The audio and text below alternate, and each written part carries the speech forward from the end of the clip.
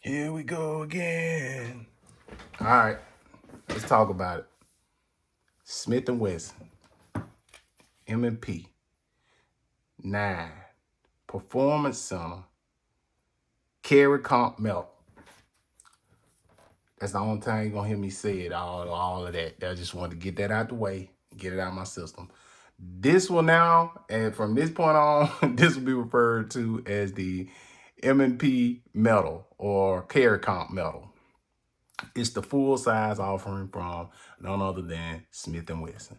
Smith and Wesson is a manufacturer that I have a long history with. Throughout the last couple of years, we have been on a first name basis. They have been dropping that hot fire, and I had to back off of Smith because they were dropping too much fire. I've had several iterations of what their last offerings. I kind of like their performance center offerings and stuff like that. But for the most part, I'm a real, I like to experience different things. So I might keep a gun for a little bit, and then I might go and trade it in and get something else. But saying all that to say, this one not going anywhere. The M&P Carry Comp, this is probably one of the best guns on the market right now to me. And don't get it twisted. I'm a Glock boy. Don't get it twisted. I'm a Glock boy. Okay. But like I said, I have had a long-standing kind of buying experience with Smith and Wesson. First off, let's make sure we're clear here. Nothing in the magazine, nothing in the chamber. Hope you catching all of that. Okay, I'm gonna put it back in. So, what can I say about this gun?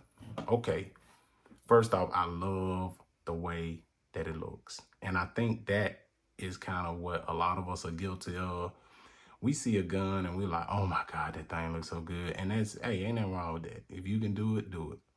This gun with the slide serrations and the cuts and the color, because I tell you, I had the metal and I love the metal, I love the color, but the slide serrations, I loved them too at the time. But when this came out, I was like, man, this looks gorgeous. It is. So, yeah, I got this. I got rid of the metal. I actually had both of these, the metal and this metal at the same time, but this one just kind of won me over just because of the color. I've had some experiences with Smith as far as the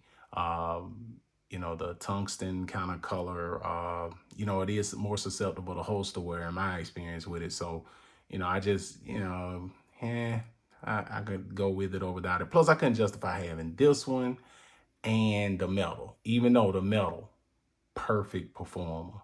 It shoots well. And I'd actually bought something that ended up on this gun for the metal, but don't have the metal anymore. Traded it, got something else. But yeah, this chambered in 9mm.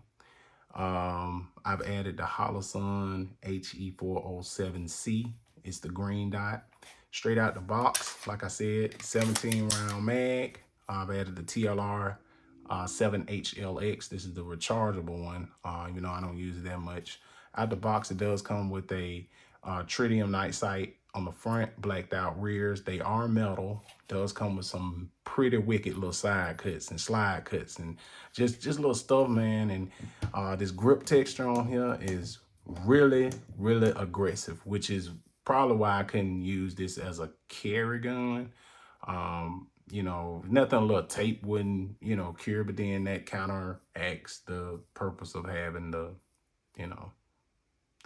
grip texture. We got the Holosun, we got the light, and we did the trigger. Now, I'd heard so much about Apex. Oh, Apex and Smith. Oh, man, you need an Apex in your Smith. And I have several Smiths. And I never thought about changing out the trigger in any of them except the metal. Now, the reason why I wanted to change the metal trigger out is purely for aesthetics. And so I started looking at, who's got the best looking trigger or who's got a good trigger that I could use and yada, yada, yada. Ended up, Everybody was singing high praises to Apex. Okay. So went on a hunt for an Apex trigger. And that was after I shot probably around 400 rounds through this gun. No issues whatsoever. Flat out the box, you don't need anything. This takes care of itself. You don't really need to add anything to this other than, if you want an optic, because it's optic cut. So, that could probably be something that would interest you. I don't know. And a light, I always add lights to mine, but to each his own. I know people that carry these and people that have these and they just carry them just like they are. But not me. I gotta do something. I gotta put a light on. I gotta put a dot on it. Because I like to have a low range fun. And what I did do on this one is I changed out the back strap to the medium large. It does have a little bit of beaver tail, a little bit, so you can get where your where your web of your hand goes in there, just fits me a little bit better for my shooting style. And like I said, we added the Apex trigger. Now, I'm gonna talk about this trigger. And I feel like I'm jumping on the bandwagon with everybody else, but I can only speak from my own experience. This trigger changed my take and my kind of thoughts about this gun. Now, I probably wouldn't get rid of it. You know what I mean? Not after I do work on it, it's like it's mine. You know what I mean? And I'm sure some can probably relate to that. But for me, like once I started doing work on it, I already know it's a keeper. Now, like I said, I bought this trigger and I was going to put it in the metal. Now the metal, flat out, great gun. It was my favorite Smith I'd ever purchased. My favorite Smith. And I went through several Smiths. 10mm performance center, shield, the metal, the 5.7, all these different iterations of what they have. That metal, the tungsten gray one was probably my favorite. And I never did even get to put a lot of accessories on that gun because this one came out. And when this one came out, I had the metal. I was like, you really don't need this, but I bought it anyway. And as I began to shoot them side by side, I kind of, lean more toward this one. And to make myself feel a little bit better about having the metal and this one, my goal was, well, I'm going to put, after doing research on the trigger, I'm going to put the Apex trigger in the metal, and then I'm going to shoot them side by side and see how, how they perform. What's the difference? I just didn't get a chance to do that. I took this to the range with nothing in it. Just not even with a dot, not even with a flashlight, nothing. It was just, bare bones stop. When I felt the recoil impulse and, just the weight of this gun, plus the color, is black, with, just a little graphite gray looking slide on it. It looks a little bit more my style. You know what I mean? The tungsten gray on the metal looks good. And I like it with the black, contrasted thing. But this one, the slide serrations and just the all blackness of it just fit me a little bit better. Like I said, I'm a Glock guy. Don't get it twisted. You know what I mean? Like I like my Glocks, man. You know what I mean? I have several of them and they definitely perform. But as far as Smiths, this is probably my favorite Smith that ever came out.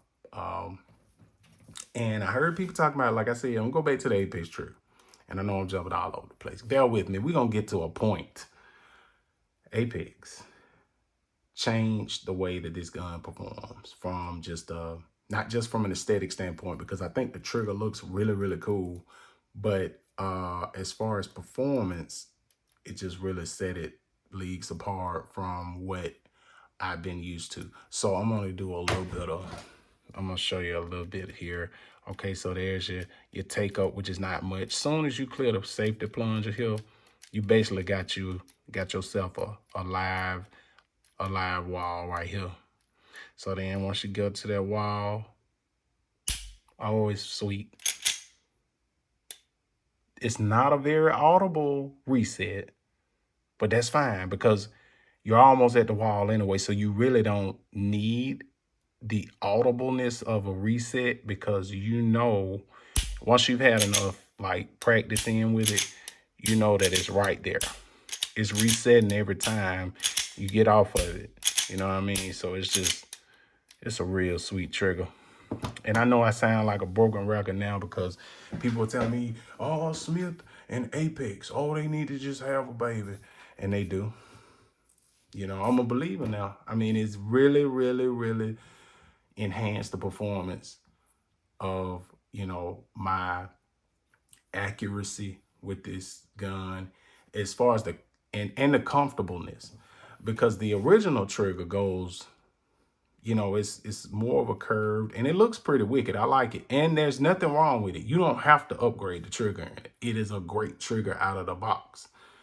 But this, you know, is just different. You know, it's different. And once you get some practice in with this one, you probably don't want to go back to, you know, the original trigger. But the original trigger kind of goes back way further. And to the point to where on this one, there's a stop that goes in this hole right here. It go in that hole, and you actually have to remove it to you know, install the. You don't have to, but yeah, if you don't, then it might not go off, because that stop could prevent the reset, you know, from happening, because it's stopping back here, or it could prevent it from going off.